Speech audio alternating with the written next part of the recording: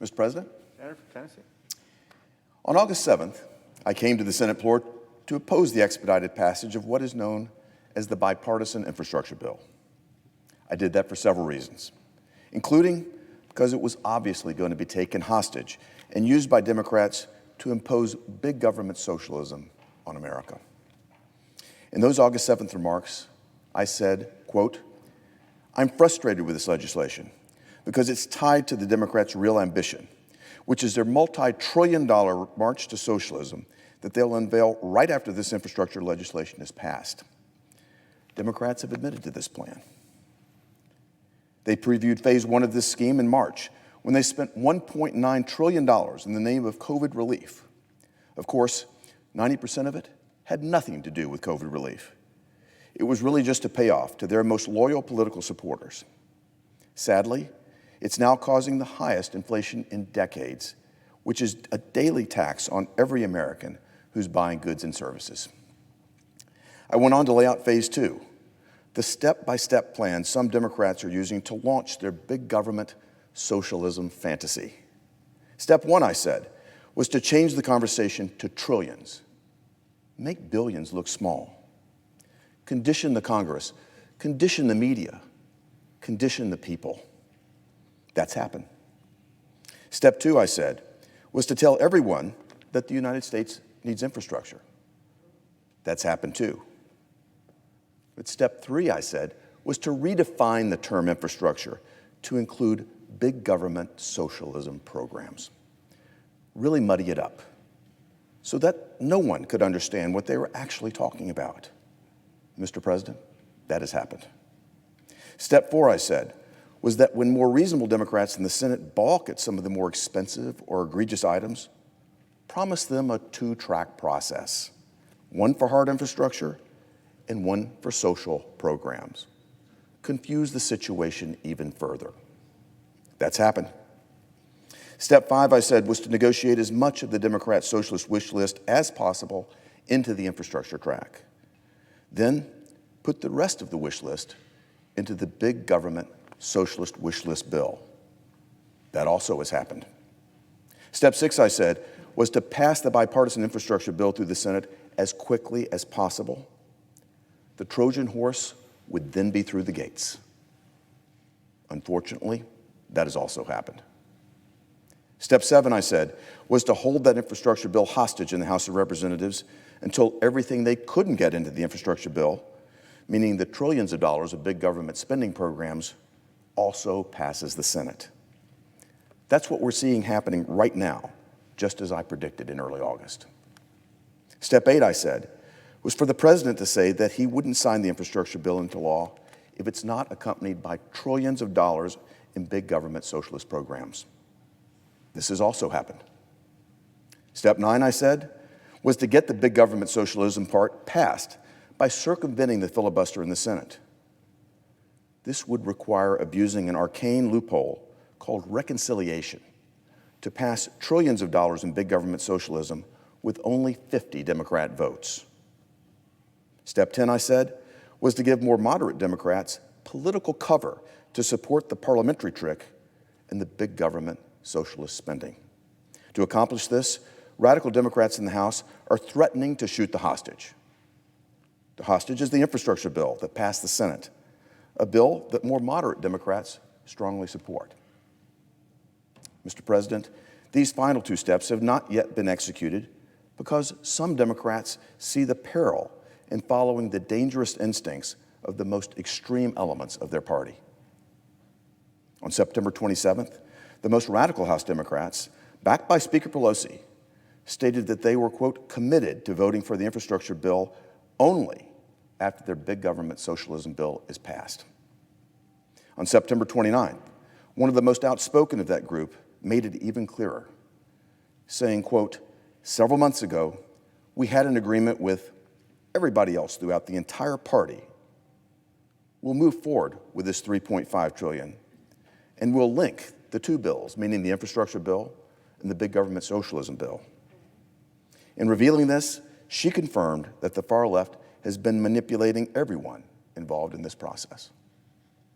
When I laid out Democrats' plans here on the Senate floor back in August, I used the word abracadabra to illustrate the sleight of hand Democrats were attempting to pull off, saying that the American people may not even notice until it's too late that their wallet has been stolen and their country has been fundamentally changed. Fortunately, Mr. President, it seems the American people are wising up to the trick. The question I asked at the time, Mr. President, and the question the American people should be thinking about is this: if all of these policies and all of this spending is so good, why does getting it done require a parliamentary House of Mirrors? The answer to that question is that many Democrats know that the big government socialism bill is unpopular. It's bad for the country. Otherwise, the hostage-taking wouldn't be necessary. This radical dream of big government socialism is stalled out at the moment. So at Speaker Pelosi's direction, President Biden drove up to Capitol Hill on October the 1st, and according to one representative, told House Democrats that in order to get the infrastructure bill done, quote, we have to get this agreement on the big government socialism bill through via reconciliation. According to a House Democrat, the president said that he wanted, quote, both bills to go at the same time, and specifically praised the far-left House members who were exuberant following the remarks, according to a Congressional Progressive Caucus member. In other words, the far left is in charge, and President Biden embraces that fact. His actions have made clear that the infrastructure bill is merely a tool to pass this big government socialism legislation. Both must pass, or neither will pass. Rather than use his platform to defuse the hostage situation, President Biden is egging on the hostage-taking, and he's demanding big government socialism as the ransom. Following President Biden's meeting with House Democrats, Politico quoted a Democrat observer who said that, quote, the fact that the president came to the Hill and whipped against his own bill is the strangest thing I've ever seen. It is very strange indeed, but it underscores the sad reality that the far left is in charge of the Democrat Party. What we've witnessed these past 9 months is the biggest bait and switch in American political history. The American people didn't vote for big government socialism in 2020, yet the Biden administration proudly proclaims that it's the most radically left-wing administration in American history. According to Politico this morning, President Biden held a call with progressive House members yesterday in which he told them that he was, quote, getting more and more frustrated with moderate Democrats. For what? For refusing to be steamrolled by an agenda that most Americans don't want? Democrats' extreme politics are eclipsed only by their incompetence. From Afghanistan to inflation, from our energy dependence to a border collapse. Why? Because far-left radicals are dictating the agenda and they're calling all the shots.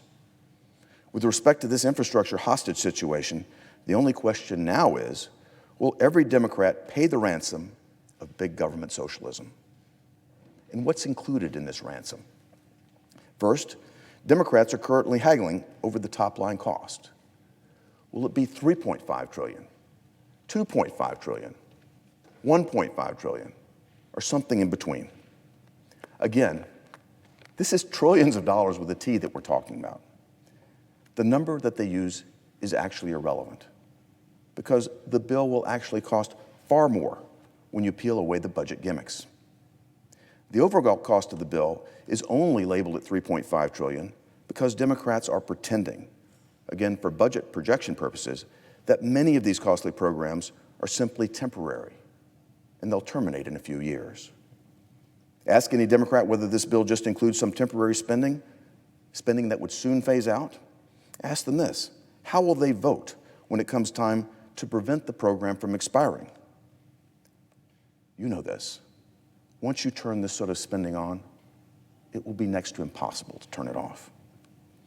This is like valuing the cost of your home at the initial down payment price and ignoring the 30-year mortgage that follows.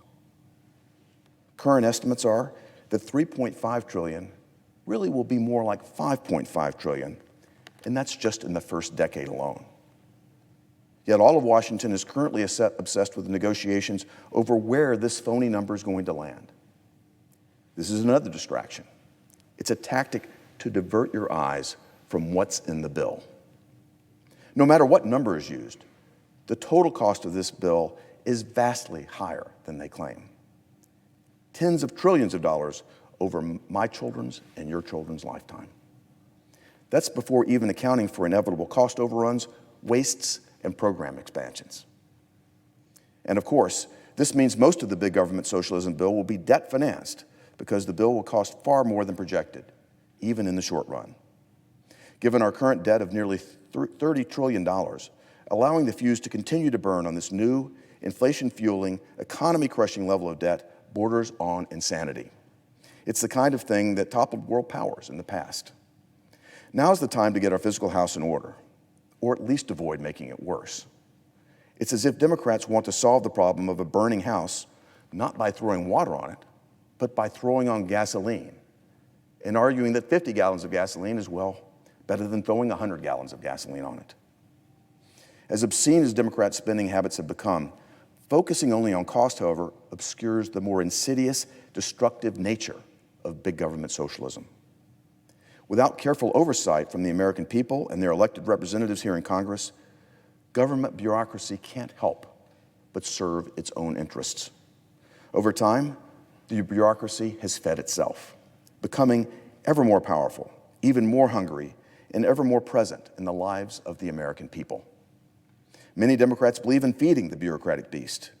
They want the government to grow, and they want Americans to be ever more dependent upon government, from cradle to grave. They want permanent government control over child care, over preschool, raising your children, over health care, over energy, jobs, employers, and the list goes on. This will mean that Americans must turn to big government for more and more of life's necessities. And big government will increasingly control the lives of Americans beginning in their formative years. And once the federal government is in charge of funding preschool and daycare that has crowded out all the private competition, you'd better believe the federal government will be providing the lesson plans for your children as well. And this legislation will dramatically expand the welfare entitlement state, meaning that it will provide even more incentives for American workers not to work. A time when small businesses are desperately searching for workers, this is the wrong thing to do. It will fuel inflation. It'll pile on more debt for our children and grandchildren, and it will drastically increase taxes and regulations on all Americans. More fundamentally and more sadly, it will move America closer to a European socialist model, where government dependency replaces opportunity and where the dignity of work is lost. The strength of America is our unique system, our spirit, our work ethic, and our compassion for one another. The foundation for all this has been the freedom to pursue our dreams thanks to the system of free market capitalism, a system that has spread the American dream across the globe. That dream spread because our country offered something different. This plan to spend tens of trillions of dollars fundamentally threatens the American system and the American dream, not only by jeopardizing our fiscal stability, but by ushering in big government socialism, which, if history is any guide, tends to crowd out everything else, and perhaps especially opportunity. The American people have proven that they will flourish if permitted to do so. In this sense, the only thing that can stop the American people is the size and the reach of the American government. For the Senate to participate in imposing such self-inflicted wounds on our country would be profoundly sad. History will not look kindly upon it. However, one point from my remarks this summer remains just as true today.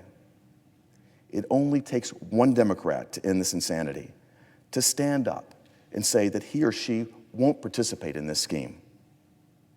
The American people and their children and grandchildren will no doubt be grateful if one of them chooses to do so. Mr. President, I yield the floor.